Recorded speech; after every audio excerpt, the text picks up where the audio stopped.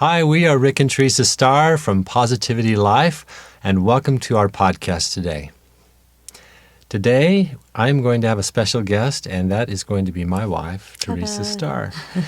A few days ago, we had an interview with Barry McDonough, and on that interview, Teresa talked a little bit about her first bout with panic and anxiety, and she has since then gone through a number of things that have really helped her to overcome that panic and anxiety, and she'll tell you a little bit more about that. But we've come up with 10 things that we think can really help somebody who is suffering from panic and anxiety and fear of fear. She's actually come up with it because she's the one who's experienced it, put it to use. It's been time tested, and this isn't to say that what she has done is what everybody should do. These are some ideas, and of course you should always consult with your doctor about any concerns you have when you are experiencing any kind of anxiety. But these are some things that can possibly help, and if you want to try them under doctor's supervision, you're welcome to do that. So also, most of the ideas were not my ideas. They're ideas I found as I went searching for ideas. So it's not necessarily that you're taking my word for it. It's things that have been proven through science and research. Yes. So we're going to start off like we always start off our podcast, and we're going to ask our guest to tell a little bit about their story, their journey. All right. Well, several years ago, I was driving on the freeway, and I hadn't had much sleep the night before. And I had been driving for quite a while, and all of a sudden I got very sleepy. I don't know about you, but sometimes when I'm sitting at the computer, I start to doze off. And that's okay because I'm just at the computer. Mm-hmm. But when that starts happening behind the wheel, it's kind of scary. And you'd think that would have been enough to wake me up, but for some reason, I just kept wanting to fall asleep. And I was slapping my face and doing everything I could to wake up, and I just couldn't wake up. So then I thought, well, I'm just going to pull off the freeway. But it just happened that I was on a bridge, and there wasn't an exit for a really long time. So the longer that stretched out before the exit, the more panicked I became. And it turned into a full-blown panic attack, which I had never felt before. That was the first time you've ever experienced something like that, right? Right. Well, everybody has stress and fear and things like that from time to time, But this total panic feeling, I hadn't felt quite like that before. And it was frightening. Your heart's pounding, and it's like a feeling of anxiety multiplied by 10. Mm-hmm. And so it's just this whole panic. And I hadn't really had something quite that extreme before, and so it really frightened me.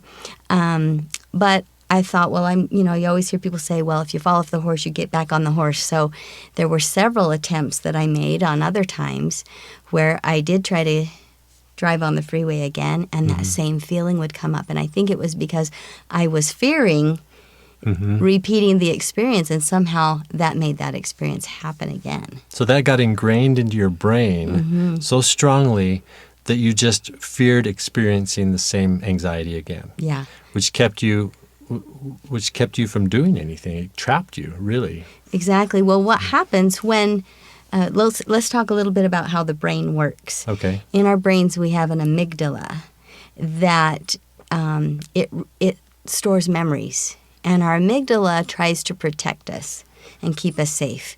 It's kind of like when mom tells a baby not to touch the stove, and that little child touches it anyway. Mm-hmm. Well, their amygdala stores the memory of touching that hot stove. Mm-hmm. And so the next time, usually after only one or two times, that child is going to learn not to touch that hot stove. So their amygdala is saying, danger. Right. Don't do that again. And that's the purpose of our amygdala, to store those memories of danger and to protect us. Mm-hmm. So, but what happens, sometimes our amygdalas work overtime. And they cause us to be afraid of things that really aren't life-threatening. You know, that's why people are afraid of public speaking. Maybe somebody laughed while they were speaking, or maybe they saw all those faces and they felt threat. And so the amygdala stored the memory of that feeling so that people don't want to have that feeling, and it becomes more of a fear of fear. They don't want to be seen in front of an audience if it's public speaking. They don't want to be seen in front of an audience having this panic attack. And so for me, with driving, I did not want, my amygdala was reminding me how scary that was, and that was kind of dangerous to be driving when you are having a panic attack. Because what happens in a panic attack, in a panic attack, your amygdala kicks in, and then your prefrontal cortex, this front part of your brain, which is your prefrontal cortex, kind of shuts down. And so what does it do? Its job is to reason, isn't it? Right. It's our reasoning and thinking brain. So when you're driving, you really need to be able to think and reason. And so for me, that was scary to have that kind of shut down, and I couldn't think. Whenever you have that really strong nervous reaction, your memory is gone, and you just feel that panic. So I didn't want that to happen while I was driving, and it became a fear of fear, basically. It was interesting to watch you over the years as this happened, because that fear of driving on the freeway started to flow over into other areas of your life, and started to shut those areas of your life down too. And that's when it really starts to affect the life of you and your loved ones. And you knew that was happening. Yeah, you could feel it was happening. like a cancer.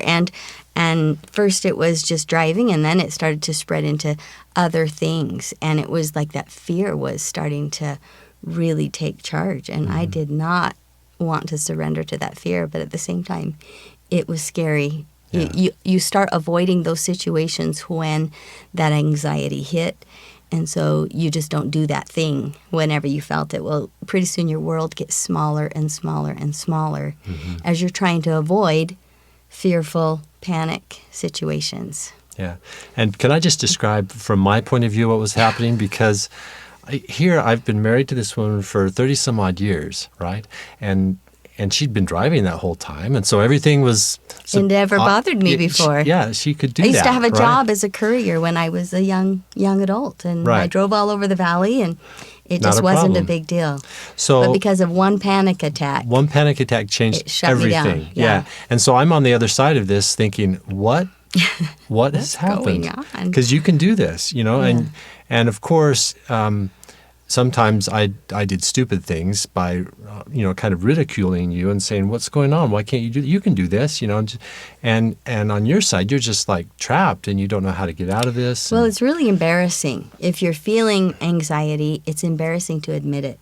And I actually didn't want to admit to you for a long time that I was afraid to drive. I mean, come on, I've been driving since I was 15 and a half years old, and it never bothered me. And now suddenly I was afraid to drive. And but no, I have to say, for the most part, once you clued in and I just admitted. So here's one thing to do. Admit that you're afraid. You don't have to go tell the world, but admit it to yourself. I even had a hard time admitting to myself because I couldn't believe that I was afraid to drive. I had to admit it to myself. I had to admit it to somebody that I loved and trusted. Said, I need you to help me, but don't push me, because pushing can really magnify the problem. Right. So I needed you to be there for me, and you were. He was good. Sometimes I would just take baby steps. We'll talk about those steps in just a second. But so definitely you need a loved one who's going to be supportive, encouraging, but not pushing too hard. Great. Well, let's talk about some of the steps that you went through. Let's find some resolution. What are the solutions that worked for you to baby step your way out of this? Okay. Well, first of all, because we talked about the amygdala and how it can really start overacting. And that's what was happening to me. That's why everything started to overwhelm me. And so what I found out was that our prefrontal cortex needs us to relax every day. We need to relax and calm our mind and calm our brain, and that actually builds up our prefrontal cortex. The amygdala can really cause problems for us if we don't. So we need to. That's where It's trying to do its job. Yeah, it just wants to protect you. Right, and it's good, and so we can say, you know what? Thank you, amygdala, but I'm okay. You don't need to protect me. I'm okay. But what I did, the first thing I did after admitting I have the fear and after confiding in you that I needed some support, I started regular relaxation, at least twice a day. And I would relax. When you relax, it offsets the stress response. And when that relaxation response comes in, it builds up the prefrontal cortex, which helps with your thinking. And then the second thing I did along with relaxing, I did a specific kind of breathing, relaxation breathing. And relaxation breathing, some people call it deep belly breathing. And that stimulates the vagus nerve, which helps to release the relaxation response. And when babies are born, they breathe and you can see their belly moving up and down. Yeah. But somewhere in our lives, we start breathing through our chest. And so we're like, and that shallow breathing. And when we become afraid, we really breathe shallow. And that shallow breathing, actually, we're not getting rid of all of our carbon dioxide. And then we don't have room to bring in enough oxygen. And so that sends our body into a little bit of a physical alarm. That's when our heart starts pounding because it has to circulate the blood more because we don't have enough oxygen going and our blood pressure goes up. But if we can do relaxation breathing to stimulate that vagus nerve and help us to bring on the relaxation response. So you know what I've noticed? Just sitting at my desk sometime working on the computer, I'll notice that I am shallow breathing. And I start to feel, I feel weak and I'm just not rejuvenated. A little dizzy, maybe? Yeah. And so I'll take a minute and just do a few deep breaths. And just doing a few deep breaths alone just really settles things down, helps me refocus, and just kind of resets things. And so just doing that. But you should describe a little bit more about how why don't we practice together? We'll just practice it. I'm going to have him practice with me. Okay. With deep belly breathing, when you're really trying to relax, you want to breathe in to the count of 4 and exhale to the count of 8. Now, if you're just starting, you might make those numbers smaller, but everything that I've read, most of them talk about 8 being the number to exhale. And the reason why is the exhale is key to getting rid of all of the old carbon dioxide air and breathe. And then your lungs are empty enough to breathe in a lot of good, fresh oxygen. Okay? So let's practice. And if you're a singer, you know how to breathe with your diaphragm. That's your lower belly. So everybody, if you practice regularly, when you're not having stress, then when you are having stress, your body knows what to do. You know exactly how to react. You've practiced reacting in a time of peace or calm. Right. And then so when the stressor happens, you know what to do. Exactly. You know how to do it and how it's supposed to feel. So when I said I did the relaxation, number 1, I was listening to calming tapes with calming music that helps you, kind of talks you through relaxation. The deep breathing is something you do for yourself, and you can get apps for your phone as well. Yeah, but let's simple. practice. Okay, so you're going to breathe in. You breathe in your nose through the count of 4, and then you exhale.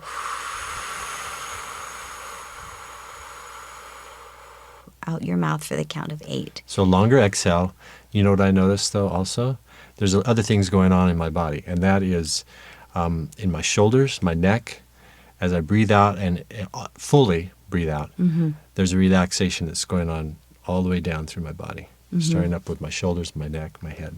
It lowers your blood pressure. It releases that tense feeling that you have. And I've even had, I've got a good friend who's a nurse, and she says if someone has a really high blood pressure, she'll say, you know what, take a minute, take a few deep breaths and exhale deeply, and then let's take it again.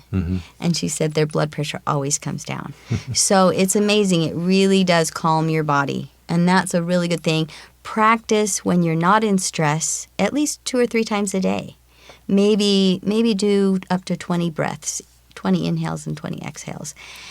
And if you do that regularly, then you'll find when you're in a stressful situation, you know what to do, and you can just assure yourself, okay, but I know how to breathe. And that's what I did when I was trying to learn how to drive again on the freeway. I would say, it's okay. I know how to breathe. And I would start doing my breathing. And it was amazing. It really did make a huge difference. Okay, so step number 1 is take time to relax. Step number 2 is learn how to do relaxation breathing. Okay, what's step number 3? Okay, step number 3 is if your panic is associated with fear of doing something, you want to visualize yourself being successful at whatever you're afraid of. So for me, it was driving. And I had to visualize myself being able to get in the car and getting on that freeway and driving. Okay. And, athletes do that all the time. They will practice their sport, they'll exercise, and they'll physically practice their sport. But really good athletes know that if they can mentally Practice it in their mind as well as practice it physically. And it increases their performance. So why not do that to overcome fear? And that's a Right. huge one, and it really, really does So help. you can run through a successful Whatever you're afraid of, if experience. it's public speaking Yeah. or if it's driving on the Right. freeway or fear of flying, go through it in your mind and visualize that success. Excellent. All right. Step number 4. Okay, number 4 is baby steps Okay. in the right direction. You're going to give yourself a scale of 1 to 10, 10 being the scariest, 1 being not very scary. If you always stayed at a 1, that was what I was doing. I was only staying at a 1. I started driving down side roads You mean instead as of far getting on as the freeway. As far as fear how far goes. you would stretch yourself? Yeah. Okay. Yeah, so I was making my numbers come down. So, I don't want to get on the freeway, so I'm just going to go down this little frontage road instead. But I wasn't challenging myself. Okay. There's that saying, if you follow the horse, get back on. And the longer you take to get back on, the more your amygdala stores that scary memory. So you really have to get back on, but you need to do it with baby steps. In fact, your amygdala doesn't just store the scary memory; it tends to increase it. Exaggerate it. Exaggerate it. and- yeah. Exaggerate it. Yeah. Well, and so on a scale of 1 to 10, if you stayed at a 1, you would never progress. But if you tried to do a 10, like if I said, okay, I'm going to overcome this fear of driving on the freeway, and I'm going to drive 12 hours, that would overwhelm Yeah, and on the freeway. and make it worse. Right. It would actually make it worse. So you have to be gentle with yourself. Take baby steps. Instead of going to a 10, shoot for the middle, maybe between a 4 and a 7 level of pushing yourself. Okay. So tell everybody what your first baby step was. Well, my baby step was, and I had to have him in the car with me. I know, I felt like a baby is what I felt like. It was terrible. But it was okay. But it got me. fine. I'm driving now. Yeah, it took you from where you were to where you are now. Exactly. Which is amazing. Well, we drove to San Francisco, and I drove half the way. So, Yeah. so it's good. It works. So for me, though, the baby steps were I had to have him with me, and I drove from one exit to the other, which was like 30 seconds. And then the new challenge was to drive that when he wasn't in the car. Right. Anyway, eventually I was able to work up to that. But I had to do it that way because my amygdala was exaggerating the Right. speed of the cars coming at me. Felt like they were coming at me 500 miles an hour. And so I really had to take those baby steps. Otherwise, I was completely maxed out and overwhelmed. And that was your way of challenging what your amygdala was trying to get you, how it was trying to get you to respond, which was to not drive on Never the do freeway it at all. again. Yeah. Yeah. So you had to challenge it Yeah. in a responsible, a little stretch here and there until you could practice get to really where you are now. daily is what helped. The longer I'd go in between, it was like starting over. So I had to really try to practice every day. Excellent. Yep. Okay, let's go on to step number 5. Okay. Number 5 is develop an opposition plan. And just like we said, visualize your success. You also want to visualize obstacles that might get in your way. Visualize the opposition. So visualize, okay, I'm driving and I really want to be optimistic and believe that everything's going to be fine. But this is real life and I'm human. And if that fear comes up, I'm going to breathe. I'm going to remember my relaxation breathing. So you're not just visualizing the opposition, you're visualizing and rehearsing what you're going to do when the opposition presents itself. Because it will, because you've been experiencing anxiety, Yeah. and so it's going to show up. Yeah. And so how are you going to deal with it? Well, Right? and another thing is, before you even visualize it, you might want to make a list of the things that might come up, those oppositional things. Make a list of those things that might happen to cause you to have a panic attack or to have some anxiety, and then write down your response to those things so that you have a plan. And then once you have the list of oppositions and the list of what you'll do, if this happens, I will do this, then it's when you start visualizing that. And first you visualize yourself being successful at it, as we said before, but then you also visualize yourself facing the opposition and successfully conquering that opposition through your plan, through your opposition plan. Excellent. Excellent. Okay, step number 6. All right. Barry McDonough, who we interviewed on our podcast, he said to remember that fear is normal and that having anxiety and panic attacks does not mean you are flawed. Now, that helped me when I found his program. It helped me to say, oh, phew. I'd been to the doctor and they told me I was normal and that it was just anxiety. And that's a good place to start. You really should, by the way, go to a doctor. Make sure you're not having a heart attack. You would never want to assume Or it was any anxiety. other issues that are causing... Right. So there could be lots of symptoms, and you really should check with your doctor. So after you've checked with your doctor, and sometimes doctors give medication, and if you want to go that route, by all means, do that. For me, since my issue was driving, I didn't want to have a lot of heavy anti-anxiety medications on, because you shouldn't be driving with a lot of heavy anti-anxiety medications. And so for me, I felt like the choice was I had to try to do it in a different way so that I wouldn't have all these heavy meds. But that is totally up to you. That's between you and your doctor, and we are not telling you not to take medication because you need to decide what's best for you. But the thing that you said, that this is pretty much normal, and Barry said that either you have experienced anxiety or you know somebody that has. And so it's really very, very, very common. And everybody will probably experience some degree or level of anxiety in their life. Well, and he talked about soldiers and police officers. We think of them as being very brave, and they are very brave and capable individuals, yet sometimes they have fears and anxieties. It's just a stress response, and a stress response is normal.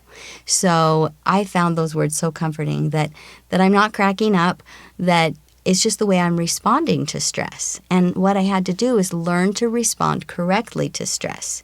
So that brings us to number 7 is learning to respond correctly to stress. Viktor Frankl taught that there's a space between stimulus and response. So you've got your stimulus, you've got your response, but there's a little gap in between. And it's what we do in that gap, how we choose to respond. And that's the thing, is we have a choice. Yeah.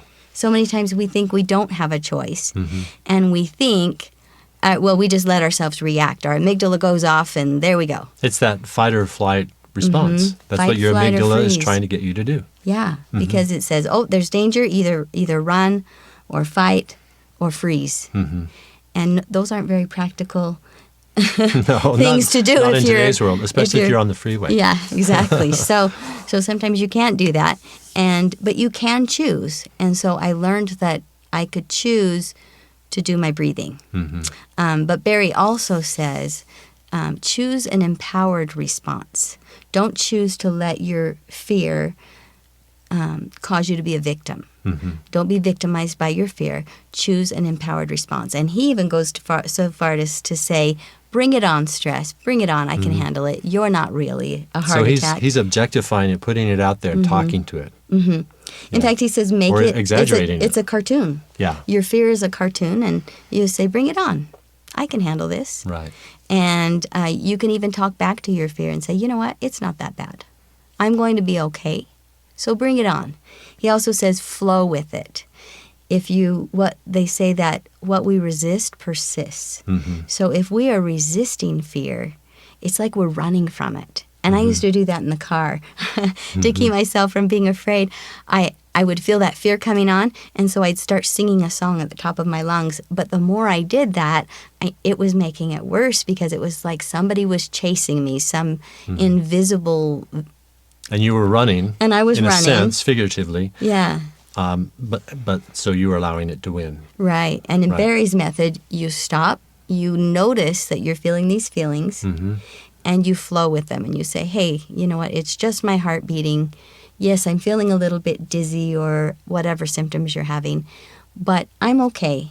And I do know how to do relaxation breathing, so bring it on, fear. I can handle it. And that takes practice. That's the thing. Yeah. It takes practice, and it takes the baby steps. You know, the little things. That way that the you do fears aren't that so stretch you. great, right? Okay. Well, and besides that, if you stand up to those fears, pretty soon you're not fearing fear anymore because you know you just turn around and face it. And you're not running. And I think it's the running that perpetuates it. Yeah. But Good challenging it makes it so you're not afraid of the fear anymore.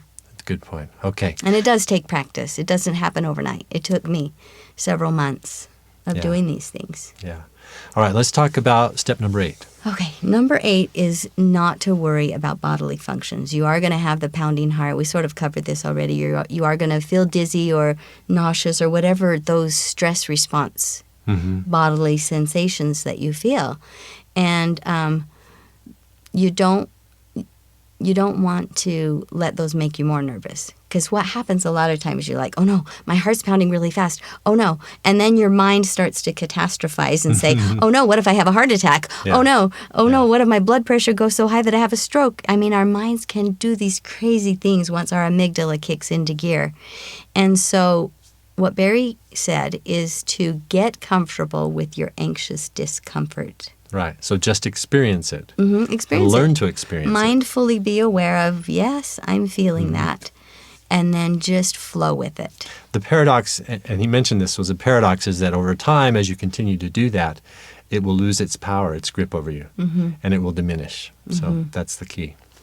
All right. Okay, number 9 Number 9. is do the work. Commit to do the work. You can try to run from it. You can avoid it. You can deny it and not even want to admit it to yourself. But the problem is it will just get worse.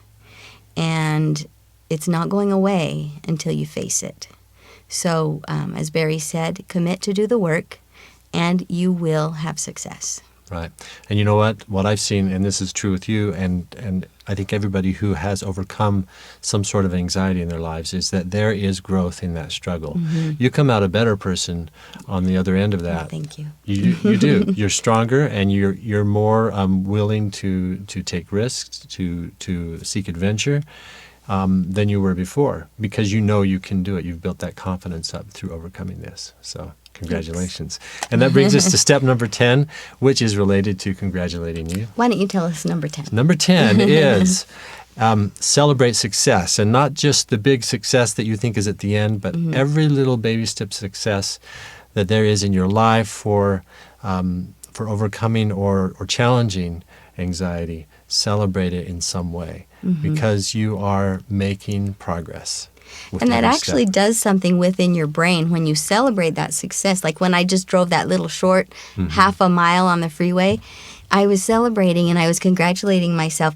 And that sends a message to my brain that, oh, this is what we want. This is good. Right. And so you celebrate every single baby step and every little victory.